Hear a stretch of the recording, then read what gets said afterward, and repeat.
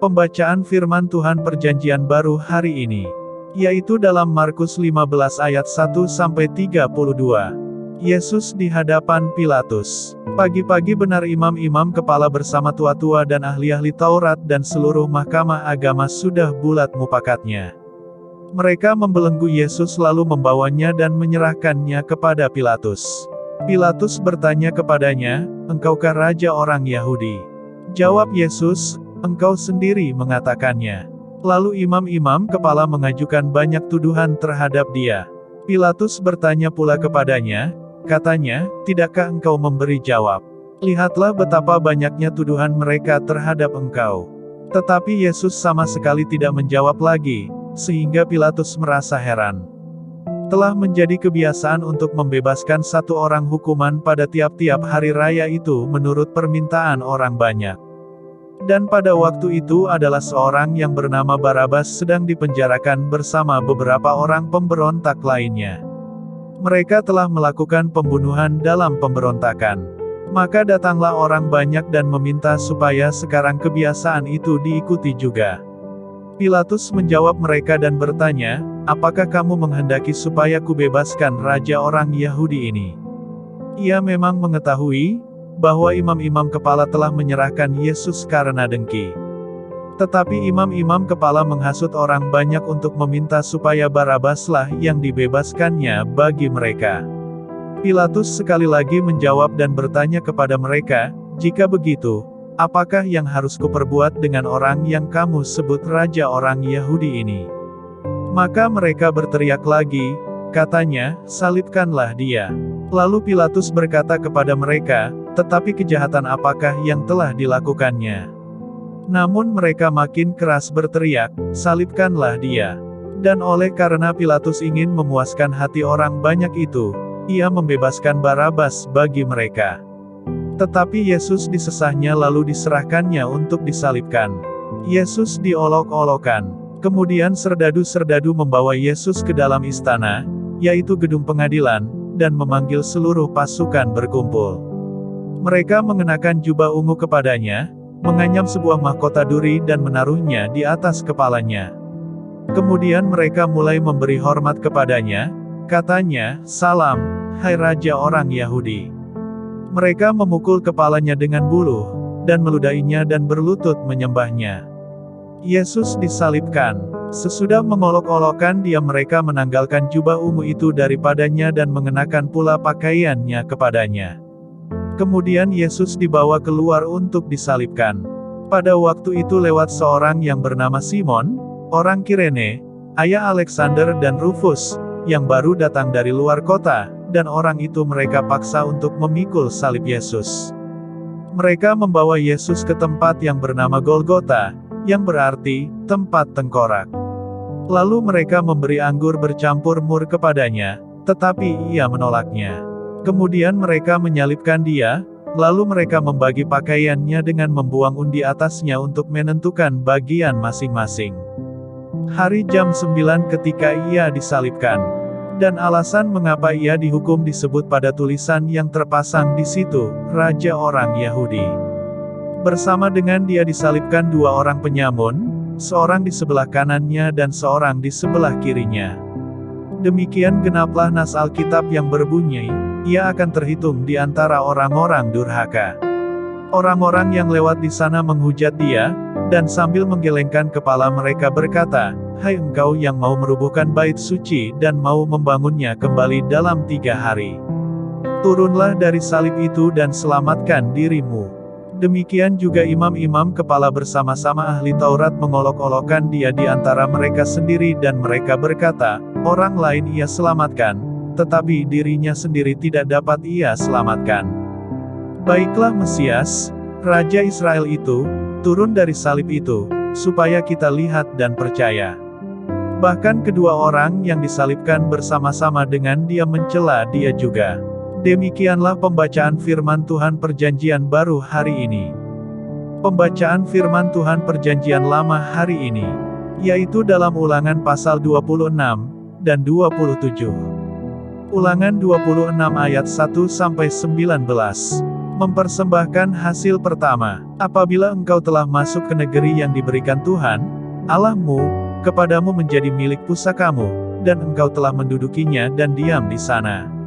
Maka haruslah engkau membawa hasil pertama dari bumi yang telah kau kumpulkan dari tanahmu yang diberikan kepadamu oleh Tuhan, Allahmu, dan haruslah engkau menaruhnya dalam bakul, kemudian pergi ke tempat yang akan dipilih Tuhan, Allahmu, untuk membuat namanya diam di sana.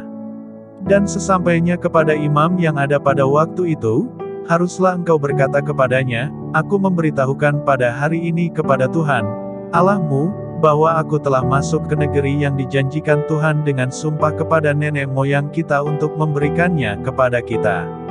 Maka imam harus menerima bakul itu dari tanganmu dan meletakkannya di depan mezbah Tuhan, Allahmu. Kemudian engkau harus menyatakan di hadapan Tuhan, Allahmu, demikian, Bapakku dahulu seorang Aram, seorang pengembara. Ia pergi ke Mesir dengan sedikit orang saja dan tinggal di sana sebagai orang asing, tetapi di sana ia menjadi suatu bangsa yang besar, kuat dan banyak jumlahnya. Ketika orang Mesir menganiaya dan menindas kami dan menyuruh kami melakukan pekerjaan yang berat, maka kami berseru kepada Tuhan, Allah nenek moyang kami, lalu Tuhan mendengar suara kami dan melihat kesengsaraan dan kesukaran kami dan penindasan terhadap kami. Lalu Tuhan membawa kami keluar dari Mesir dengan tangan yang kuat dan lengan yang teracung, dengan kedahsyatan yang besar dan dengan tanda-tanda serta mujizat-mujizat. Ia membawa kami ke tempat ini, dan memberikan kepada kami negeri ini, suatu negeri yang berlimpah-limpah susu dan madunya. Oleh sebab itu, di sini aku membawa hasil pertama dari bumi yang telah kau berikan kepadaku, ya Tuhan. Kemudian engkau harus meletakkannya di hadapan Tuhan, Allahmu, engkau harus sujud di hadapan Tuhan, Allahmu. Dan haruslah engkau, orang Lewi dan orang asing yang ada di tengah-tengahmu bersukaria karena segala yang baik yang diberikan Tuhan, Allahmu, kepadamu dan kepada seisi rumahmu. Persembahan persepuluhan. Apabila dalam tahun yang ketiga, tahun persembahan persepuluhan, engkau sudah selesai mengambil segala persembahan persepuluhan dari hasil tanahmu, maka haruslah engkau memberikannya kepada orang Lewi, orang asing, anak yatim dan kepada janda, supaya mereka dapat makan di dalam tempatmu dan menjadi kenyang. Dan haruslah engkau berkata di hadapan Tuhan, Allahmu, telah kupindahkan persembahan kudus itu dari rumahku, juga telah kuberikan kepada orang Lewi, dan kepada orang asing, anak yatim dan kepada janda, tepat seperti perintah yang telah kau berikan kepadaku. Tidak kulangkahi atau kulupakan sesuatu dari perintahmu itu. Pada waktu aku berkabung sesuatu tidak kumakan dari persembahan kudus itu, pada waktu aku najis sesuatu tidak kujauhkan daripadanya, juga sesuatu tidak kupersembahkan daripadanya kepada orang mati, tetapi aku mendengarkan suara Tuhan, Allahku, aku berbuat sesuai dengan segala yang kau perintahkan kepadaku.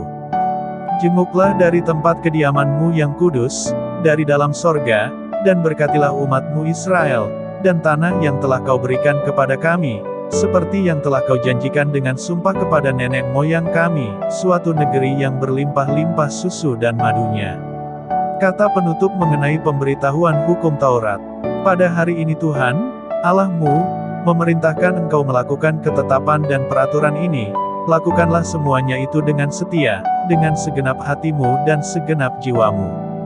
Engkau telah menerima janji daripada Tuhan pada hari ini, bahwa Ia akan menjadi Allahmu, dan engkau pun akan hidup menurut jalan yang ditunjukkannya dan berpegang pada ketetapan, perintah serta peraturannya, dan mendengarkan suaranya.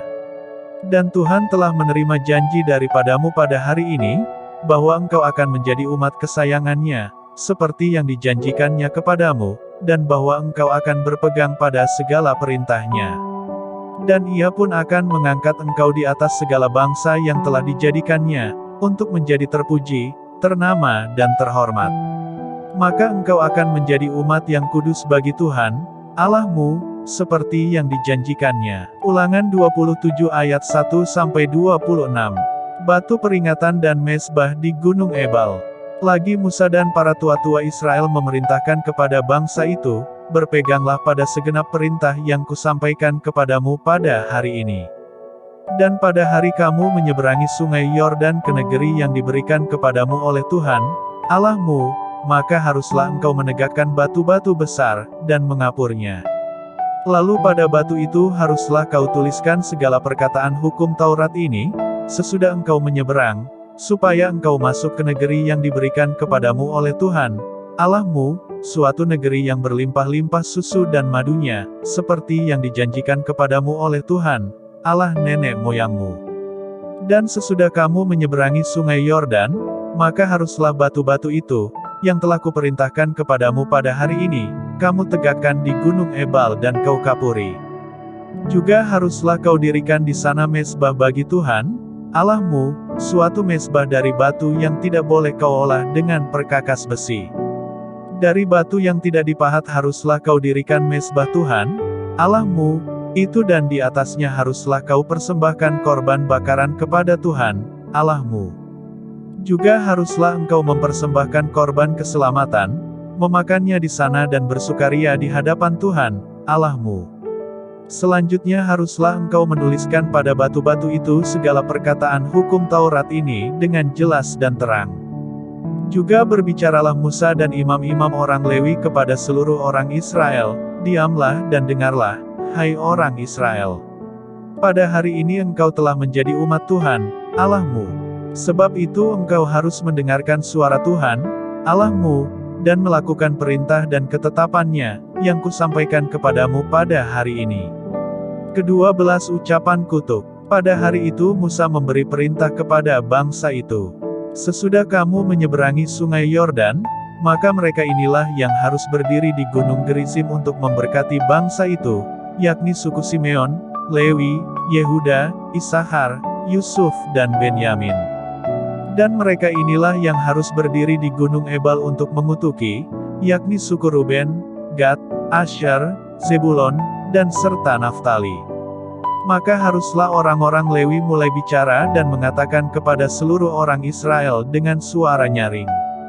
Terkutuklah orang yang membuat patung pahatan atau patung tuangan, suatu kekejian bagi Tuhan, buatan tangan seorang tukang, dan yang mendirikannya dengan tersembunyi. Dan seluruh bangsa itu haruslah menjawab, amin. Terkutuklah orang yang memandang rendah ibu dan bapaknya. Dan seluruh bangsa itu haruslah berkata, amin. Terkutuklah orang yang menggeser batas tanah sesamanya manusia. Dan seluruh bangsa itu haruslah berkata, amin. Terkutuklah orang yang membawa seorang buta ke jalan yang sesat. Dan seluruh bangsa itu haruslah berkata, amin. Terkutuklah orang yang memperkosa hak orang asing, anak yatim dan janda.